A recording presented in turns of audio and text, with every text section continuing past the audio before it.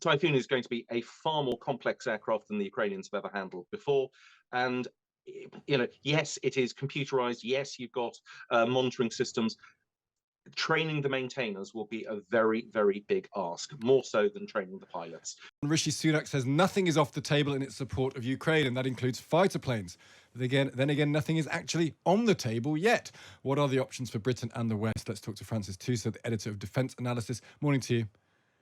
Morning, Steve. How straightforward is this? Because there's lots of chat, there's lots of buzz around it. It's a big sort of propaganda moment for everyone. Everyone loves Zelensky. They want to sound warm.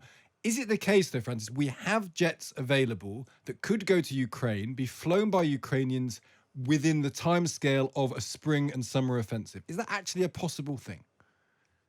The answer very broadly is yes, but then recognizing and understanding that, of course, nothing is ever that simple. I was interested and found it quite funny that when the Prime Minister said, well, it'll take 3 years to train up Ukrainian pilots on the Typhoon fighter, Zelensky sort of said, we've already got trained pilots.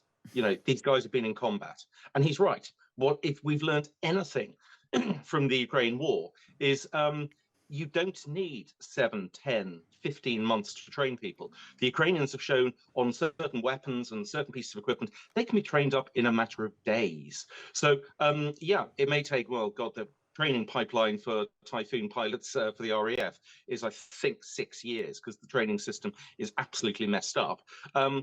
Could you take a combat, hardened Ukrainian pilot and get him flying a Typhoon much faster than that? Yeah, of course you can. Because do you agree that with the contention that if we don't get it done in the next 6 to 8 months, there's an argument that if it comes in a year's time, that may not be any use to anyone?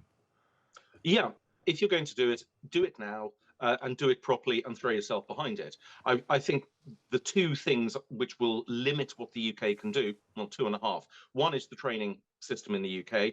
Is there the capacity to take Ukrainians, train them up really quickly, and then also train the RAF pilots as well? And the evidence the last couple of years, I think it's going to be a big ask. The other one is not so much flying the aircraft, it's maintaining the aircraft. Typhoon is going to be a far more complex aircraft than the Ukrainians have ever handled before. And, yes, it is computerized. Yes, you've got monitoring systems. Training the maintainers will be a very, very big ask, more so than training the pilots. And alongside that, does the UK actually have sufficient stocks of spare parts to allow the Ukrainians to fly at rates which arguably the RAF have never had to fly? Because they're actually in a constant war effort, which we've not been in for many years. Just finally, would it be better? Is it easier? Is it strategically makes more sense for America to do this? Do American jets make more sense in Ukraine? They are still more complex than things the Ukrainians have flown and operated to date. Although it is possible to say at least the Americans have got spare aircraft. Yeah. The number of what you would call spare Typhoon is very, very limited, unless we literally deplete the frontline strength of the RAF. The Americans could easily rustle up 50, 60, 80 F-16s because they're starting to retire those. And I think it would be far quicker to get those into Ukrainian service. And again, the Americans have got stocks of spare parts in a way that just the UK doesn't. So just to cut through the politics of this, Francis, do you think it's plausible that in early summer there will be British jet fighters over the skies of Ukraine? Is that plausible in your view? Likely or not likely?